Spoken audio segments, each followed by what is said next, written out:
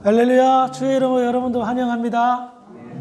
오늘 예배 장소가 바뀌었는데 생각보다 분위기가 참 좋고 가족 같은 그런 분위기라서 참 하나님 앞에 감사가 저절로 됩니다.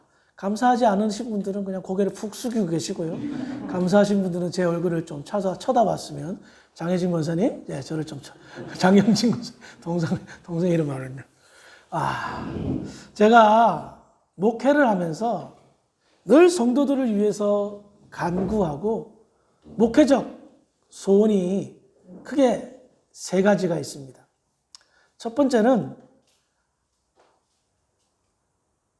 우리 성도들이 행복했으면 좋겠다입니다.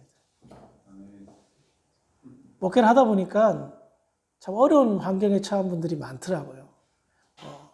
물질적으로도 또 정신적으로도 기타 여러 측면에서 이상하게 꼭 아픈 데가 있더라고요. 완전하게 완벽한 분들이 거의 없는 것 같더라고요. 네, 행복은 내가 만들어가는 거거든요. 열악한 환경 속에서도 의미를 부여하고 찾는 거거든요. 그래서 늘 기도하는 게 우리 장로님이 행복했으면 좋겠다. 우리 집사님이 행복했으면 좋겠다. 그게 소원이에요. 저만 행복하게 살 수는 없잖아요. 그렇잖아요. 목사는 행복한데 성도들은 불행해. 그러면 정말 힘든 거거든요. 그래서 늘 마음의 소원을 품고 원하는 기도 제목 제1은 우리 성도들이 행복하게 사는 거예요. 두 번째로 기도하면서 마음의 소원을 품는 것이 있다면 우리 성도들의 삶 속에서 늘 감사가 넘치는 거예요. 작은 일에도 감사하는 거예요. 조그만한 일에도 너무너무 감동을 받아서 하나님 감사합니다. 있잖아요. 자기 입에서 감사가 자주 나오시는 분의 삶은요, 풍요로워요. 비교해 봤을 때, 별로 돈도 많이 못 버는 것 같고, 애들도 그래 잘 되는 것 같지도 않는데, 이 사람의 얼굴은 항상 표정이 밝아요. 왜 그럴까요? 감사를 발견할 줄 아는 거예요. 감사를 발견할 줄 아는 거예요. 목회자 입장에서 오늘 예배당이 장소가 어쩔 수 없이 옮겨졌을 때 굉장히 좀 불안했어요. 성도들이 빨리 다 오실 수 있을까? 이것도 그냥 귀찮아서 안 오시면 어떡하나? 그런 걸 보고 별 걱정도 다 안 해. 별 걱정도. 하나님 감사합니다. 여기 입구에 탁 제가 오늘 1등으로 왔거든요. 보니까 너무 마음이 차분한 게 이 숨이라는 게 참 좋은 데로구나. 예배드리기 딱 좋고. 우리 김동현 집사님 한 달에 한 번씩 드립시다. 저도 구워 먹고. 굿 아이디어. 박수 쳤네. 네. 감사하는 감사. 조그마한 일에도 감사를 발견할 수 있는 그런 지혜로운 분들이 되기를 주의 이름으로 축원드립니다. 세 번째로 마지막 세 번째로 제 마음의 소원을 품고 기도하는 것이 있다면 다른 데 있잖아요. 우리 성도들이 영적으로 풍성한 삶을 누리는 거예요. 살다 보면 사업에 실패를 할 때도 있고 또 여러 가지 안 좋은 환경에 처해져 있을 때도 있고 그럴 때가 있잖아요. 그런데 그와 같은 상황 속에서 비록 우리의 육체와 육신은 고달플지 모르겠지만 영적으로는 얼마든지 풍요롭게 살 수가 있거든요. 요셉 한번 보세요. 형들한테 죽을 뻔하다가 애고에 팔려갔어요. 그런데 성경은 뭐라고 그래요? 하나님이 그와 함께 하시더라. 모함을 받아서 억울하게 옥살이 했는데도 그는 어떻게 됐어요? 하나님이 함께 하시더라. 무엇을 말해요? 영적인 풍성함을 누리며 살았다는 거예요. 그래서 우리의 예배가 정말 중요해요. 여러분들의 기도의 생활이 중요하고요. 말씀이 정말 중요해요. 왜? 이 세 가지는요, 하나고요. 이 세 가지를 통하여 우리의 영적인 풍성함을 누릴 수가 있기 때문이에요. 영적으로 빈곤한 삶을 사는 사람은요, 아무리 잘 돼도요, 뭔가의 네르비오사, 신경질적인 부분이 있어요. 뭔가 좀 예민하게 반응을 해요. 근데 영적으로 풍성한 사람은요, 상당히 여유로워요. 왜? 주 안에서 내 안에 누림이 있기 때문에. 안식이 있고 평강이 있기 때문에 그런 거예요. 이 세 가지 제가 추구하는 삶이기도 하고요. 제가 가장 누리고 싶은 삶이기도 하고요. 우리 성도들이 가장 누리며 살았기를 간절히 바라는 삶이기도 해요. 그런데 말이에요. 오늘 우리가 읽은 본문을 보면 저 역시 이런 소원을 가지고 목회를 한다면 바울 역시 크게 세 가지 소원을 가지고 성도들을 위해서 기도하고 사역하는 모습을 볼 수가 있어요. 그 첫 번째가요. 오늘 본문인 에베소서 1장 17절을 한번 같이 읽어보겠습니다. 에베소서 1장 17절 시작.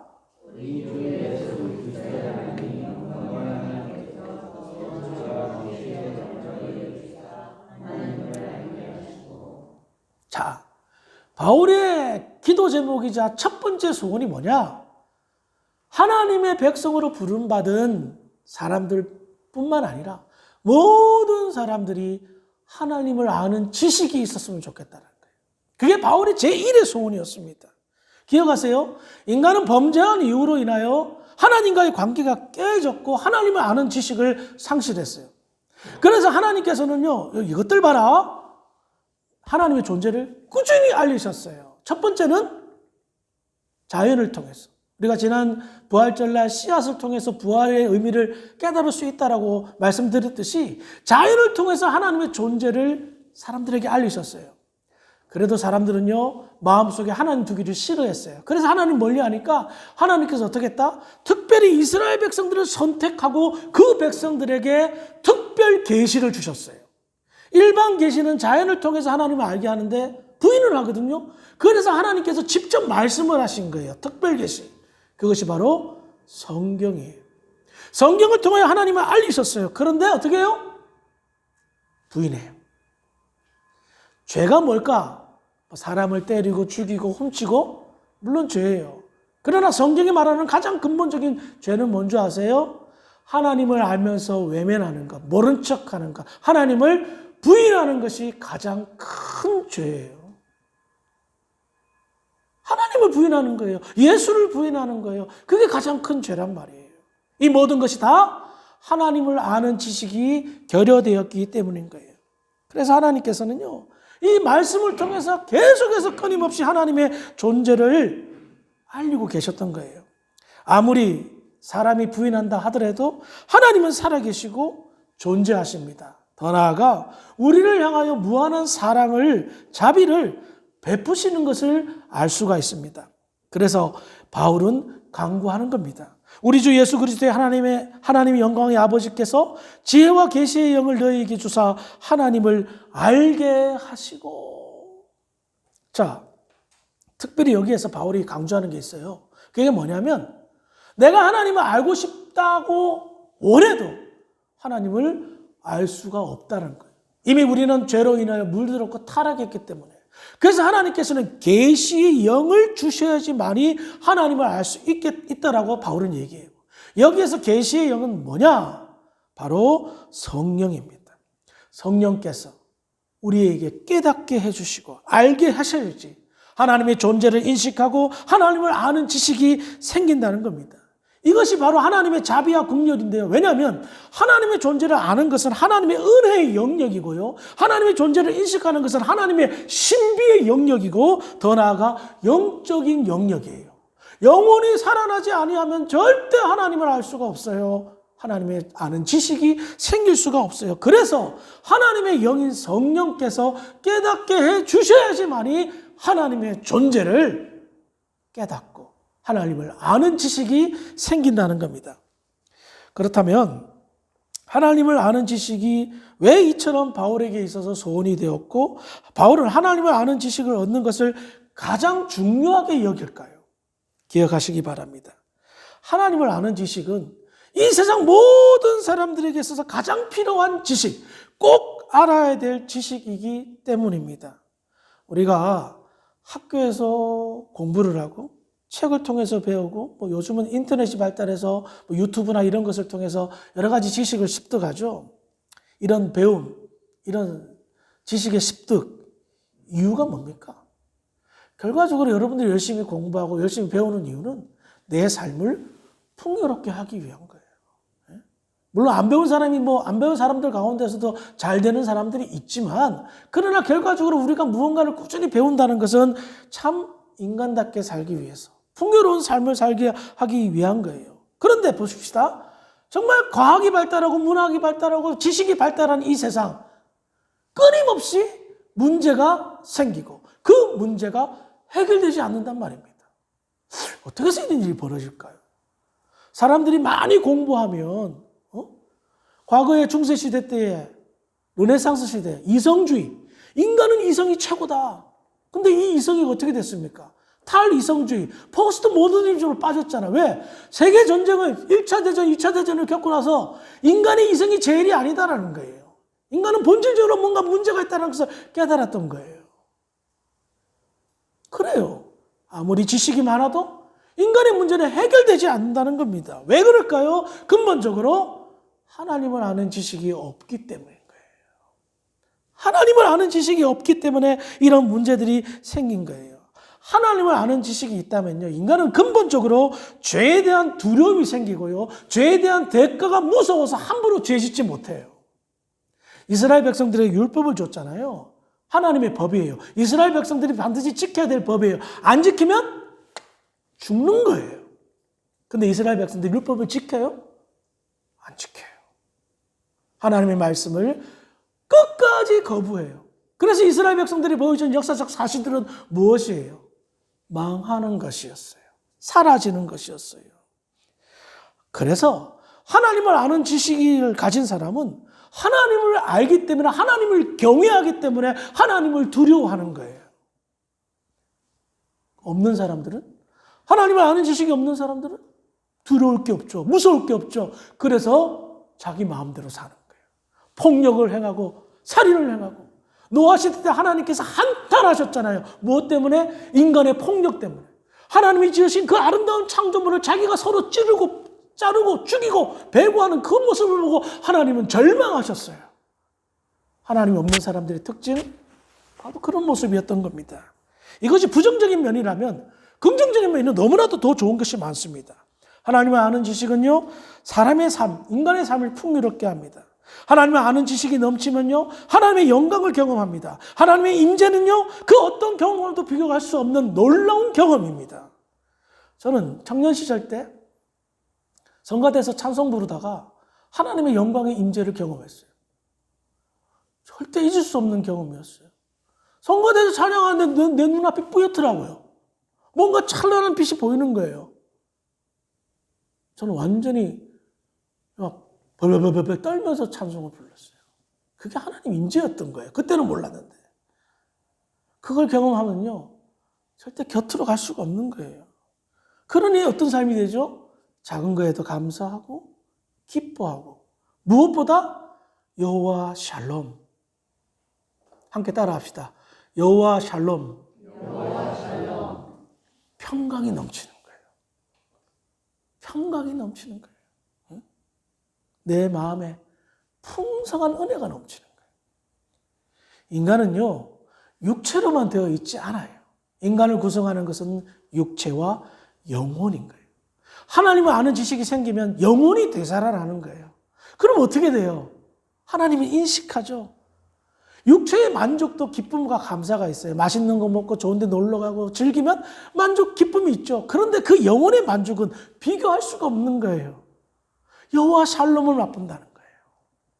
그래서 하나님을 아는 지식이 얼마나 중요한지 몰라요. 여러분들이 신앙생활 하시면서 여호와 샬롬을 얼마만큼 누리셨고 얼마만큼 맛보셨습니까? 여러분들의 인생의 변화가, 그 출발점이 하나님의 아는 지식이 생기면서 시작되는 거예요, 사실은.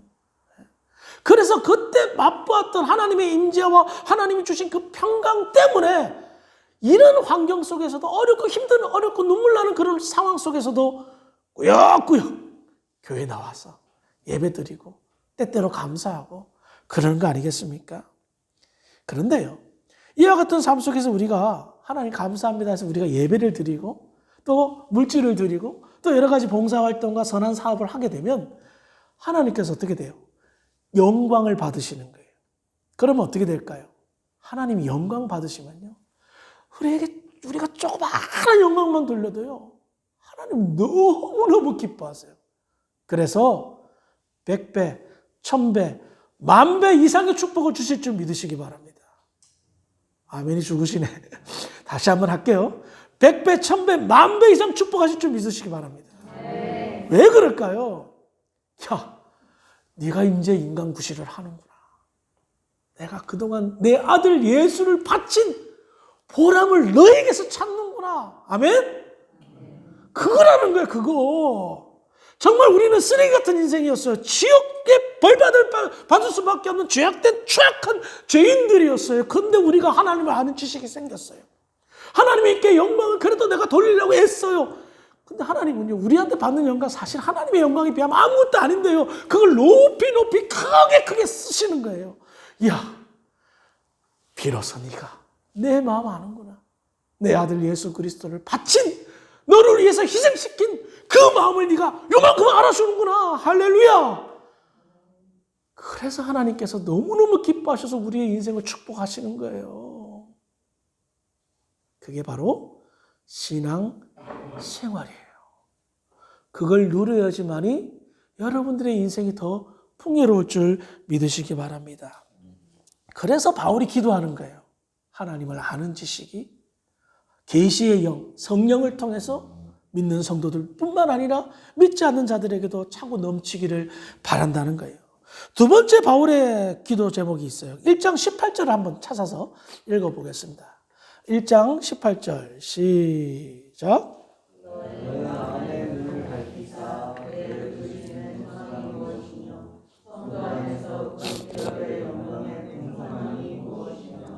자, 바울의 두 번째 기도 소망은 하나님을 아는 지식이 생긴 사람이 영의 눈, 영혼의 눈이 떠지기를 소원하고 있어요. 너희 마음의 눈을 밝히사. 왜 영의 눈이 떠지기를 바랬을까요? 그것은 첫 번째로 하나님께서 나를 왜 하나님의 자녀로 삼으셨는지를 알기를 바랬어요. 그래서 그의 부르심의 소망이 무엇이며 라고 말하고 있습니다. 그의 부르심의 소망이 하나님께서 왜 저와 여러분들을 예수 그리스도를 통하여 구원하셨는가? 그 부르시는 이유가 무엇인지를 알기를 바란다는 겁니다. 바울은요, 하나님께서 자기를 부르신 그 소명을 확실히 알았습니다. 복음의 증거자로서 이방인의 사도로서 부르신 것을 알았습니다. 여러분들은 어떤 소명으로 부르셨어요? 저는 목회자로 부르셨는데 모든 그리스도인들에게 공통된 소명 한 가지가 있어요. 제가 읽어드릴게요. 에베소서 2장 10절입니다. 우리는, 잘 들으세요. 우리는 그가 만드신 바라 그리스도 예수 안에서 선한 일을 위하여 지으심을 받은 자니 이 일은 하나님이 전에 예비하사 우리로 그 가운데서 행하게 하려 하심이니라. 우리가 뭐라고요? 예수 안에서 선한 일, 선한 사업을 하기 위해 지으심을 받았다는 거예요. 그리고 이 일은 즉흥적으로 생긴 게 아니라 오래전부터 하나님께서 예비하신 일이라는 거예요. 그러므로 머리이신 예수 그리스도 안에서 몸통된 지체된 그리스도의 성도들일 교회가 뭘 해야 된다는 거예요? 선한 일을 도모하고 사역해야 된다는 거예요. 이걸 절대 간과해서는 안 돼요. 되는 교회가 있고 안 되는 교회가 있어요. 되는 교회는 뭐냐? 이 사실을 잘 알아서 자꾸만 역동적으로 선한 사업을 해요. 안 되는 교회는 여기가 좋사오니 해가지고 예배당만 크게 건축하려고 그러고 우리끼리만 뭐 하려고 그러고 절대 안 돼요. 서서히 소멸돼요. 그 증거가 뭐예요? 중세교회. 지금은 관광지고 문화재가 됐어요. 거기서 예배 드려요? 안 드려요. 왜? 우리만 화려하게 지은 거예요. 선한 사역은 딴 데 두고. 오히려 하나님이 주신 그 축복과 물질로 이방 나라들이 침략하고 속국으로 삼고 식민지로 삼았잖아요. 그래서 교회가 무너진 거예요. 하나님이 그 영적인 축복을 거둬가신 거예요. 한국도 똑같은 전철을 받고 있다는 거 아십니까? 이 아르헨티나도 똑같은 전철을 받고 있다는 거 아십니까? 생색내고 흉내내는 것이 아니라 진심으로 선한 사업을 도모하고 행해야 돼요. 적은 교회나 숫자가 많은 교회나 동일하게. 왜? 그렇게 하나님께서 부르셨기 때문에. 그거 하라고 교회를 세우셨기 때문에. 그래서 앞으로 우리가요, 서로 머리를 싸매들고 저와 여러분들이 작은 성도지만 무엇이 선한 사역이고 어떤 일부터 시작할까를 함께 고민하기를 바랍니다. 그래야 하나님께서 뜻이 있으면 길이 있다. 길을 열어주시고 축복의 통로가 되실 줄 믿으시기 바랍니다. 다시 본문으로 돌아와서요. 하나님께서 부르셨잖아요. 그러면 부르시면 그거 같잖아요. 부르셨다면 반드시 가는 곳이 있지 않겠습니까? 그렇다면 가는 곳이 어딜까요? 종착역. 반드시 있습니다. 에베소서 1장 18절 말씀 다시 한번 읽어보겠습니다. 1장 18절 시작.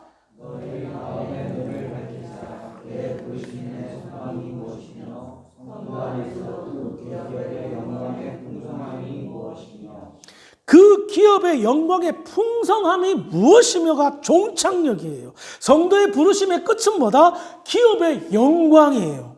다른 말로 하면 하나님의 나라, 천국을 의미해요. 하나님의 나라로 저와 여러분들을 부르셨다는 겁니다. 그러므로 바울은 소원하고 있습니다. 하나님이 부르셔야 갈 수 있는 그 종착역, 그 하나님의 나라. 그 나라를 모든 성도들이 자기가 알고 있는, 자기가 접하고 또 하나님 말씀이 선포돼서 깨닫게 될 그 모든 사람들이 가기를 바란다는 겁니다. 이 어두운 세상과 비교할 수 없는 하나님의 나라, 그 영광의 나라에 모든 성도들이, 부르심을 받은 사람들이 곁길로 새지 않고 끝까지 완주해서 가기를 바란다는 거예요. 이유가 있어요. 왜 그런 줄 아세요? 고린도후서 2장을 쭉 살펴보면 바울이 천국에 간, 하나님의 나라에 간 이야기들을 기록하고 있어요. 그런데 인간의 언어로 다 담지 못해서 그냥 자기가 가지고 있는 최상의 지식과 언어를 통해서 표현했는데도 그 신비로움과 영광을 다 표현하지 못했어요. 하지만 분명한 것은 그는 하나님의 나라에 갔고 하나님의 나라의 영광을 본 거예요. 좋은 데 가면 사랑하는 사람한테 소개해 주고 싶지 않아요?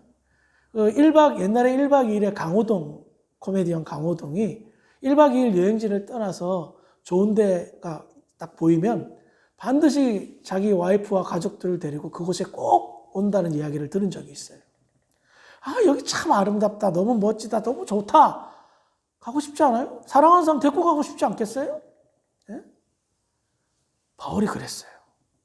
자기는 자기가 경험한 이 천국을 자기만 갈까봐 두려운 거였어요. 소수만 갈까봐 염려스러웠고 걱정스러운 거예요. 그래서 에베소 교회 성도들에게 당신들 그 기업의 영광, 하나님의 나라의 영광이 꼭 가기를 원합니다라고 외치는 거예요. 하나님을 아는 지식이 생기고 하나님의 부르신 그 소명들을 행하면서 선한 사업을 하다가 결국에 가게 될 부르심의 마지막 종착역인 하나님의 나라의 영광에 입성하기를 소망한다, 소원한다는 거예요. 여기 계신 주사랑교회 성도 여러분, 한 명도 낙오하지 말고 다 끝까지 우리 거기서 봅시다. 네. 마지막으로 바울의 세 번째 소원입니다. 1장 19절입니다. 시작.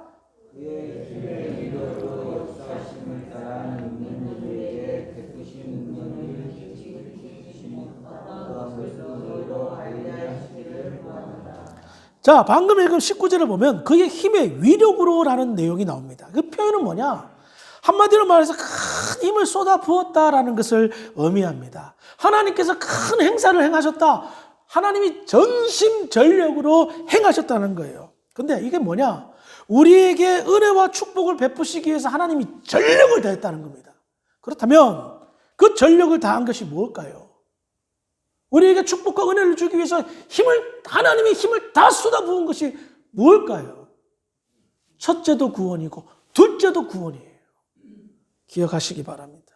예수 그리스도의 십자가를 통해 이루신 구원, 성령을 통하여 깨닫게 알게 하시고 적용시키는 그 일에 전력을 다하셨다는 거예요. 그것을 우리가 알기를 바란다는 거예요. 하나님의 구원 사역, 십자가를 통하여 얻게 된 그 구원 사역이 어느 날 재수가 와서 가다 오다 알게 된 게 아니라는 거예요. 하나님의 열심과 노력과 수고와 애씀을 통하여 여러분들의 구원이 깨닫기를 바란다는 거예요. 어느 날 어쩌다가 얻어 걸린 것이 아니라 하나님의 그 엄청난 노력과 힘을 다 쏟아부은 결과로 우리가 구원받았다. 그 사실을 알기를 바란다. 하나님이 애쓰고 수고하신 그 노력들을 깨닫기를 바란다. 자식이 부모 마음 언제 압니까? 지 자식 길러봐야 부모 마음 알잖아요. 그렇죠? 지 자식을 길러봐야 비로소 우리 아버지가, 우리 엄마가 나 때문에 고생 많이 하셨구나. 그거 깨달아요. 그거 깨달아요. 그래서 여러분들이요, 누군가를 전도하고 누군가를 교회에 데리고 오는 거, 하나님의 수고와 열심에 비하면 세 발의 피도 안 되는 거예요. 새 생명의 역사? 여러분, 아기 한 명 낳고 기르고 하는데 얼마나 힘들어요. 그렇죠? 할머니, 할아버지 다 아실 거예요. 이쁜데 참 힘들어요. 교회가 그래요. 교회는 생명 공동체거든요.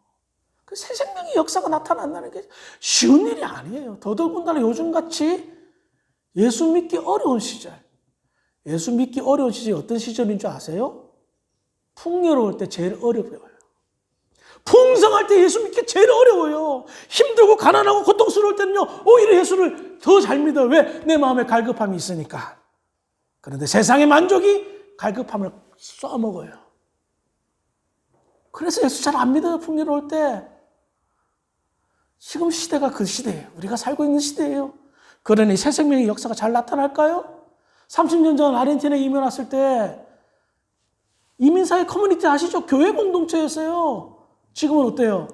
푸른 초장교회잖아요. 바뀌었어요. 많이 바뀌었어요. 그렇기 때문에 우리는 이 사실을 알고 더 애써야 돼요. 하나님의 열심보다는 못하겠지만 하나님의 열심을 배워서 우리도 생명 공동체를 유지하기 위해서 애쓰셔야 된다는 거예요. 지금 우리에게 치명적인 약점이 나타나요. 나태와 태만, 게으름이, 영적인 나태함, 영적인 태만, 영적인 게으름이 교회를 서서히 무너뜨리고 있어요. 이와 같은 악조건 속에서 우리는 시작하고 있어요. 그러니 얼마나 힘들겠어요. 그런데 하나님의 힘듦을 생각해보면, 그 노력과 수고를 생각해보면 아무것도 아니기에 우리의 조금의 애씀과 노력과 수고가 하나님을 기뻐하실 거예요. 네가 그래도 나 따라 한다고 수고하네? 축복하실 줄 믿으시기 바랍니다. 그냥 있으면 아무것도 되지 않는 시대라는 겁니다. 바울은 세 가지 소원이 있었습니다. 그 소원은 지식이라는 공통점이 있습니다. 첫 번째는 하나님을 아는 지식, 두 번째는 하나님의 나라의 풍성함을 아는 지식, 세 번째는 하나님께서 구원을 이루게 얼마나 애썼는가 열정과 힘을 쏟아부었다는 그 사실을 아는 지식. 이것을 안다면 하나님의 나라는 우리하고 가까워질 것이고 교회는 더욱더 풍성해질 줄 믿으시기 바랍니다. 바울의 소원, 하나님의 소원이요 저와 여러분들의 소원이 되기를 주의 이름으로 부탁을 드리겠습니다. 그래서 하나님을 아는 지식이 얼마나 풍성하느냐에 따라서 우리의 삶의 질이 달라진다는 사실을 기억하고 교회의 본질을 여러분들이 아시고 성도의 사명을 여러분들이 깨달아서 하나님이 기뻐하시는 주사랑 교회가 되기를 주의 이름으로 축원합니다. 아멘. 기도하시겠습니다. 하나님 감사합니다. 오늘 에베소서에 있는 바울의 세 가지 소원을 함께 나누면서 우리가 부족한 것이 무엇이고 필요한 것이 무엇인가를 다시 한번 깨닫게 해주셔서 감사합니다. 하나님의 나라의 영광을 위하여 주사랑 교회와 모든 성도들이 쓰임받을 수 있도록 축복하여 주시옵소서. 감사하며 예수님의 이름으로 기도합니다. 아멘.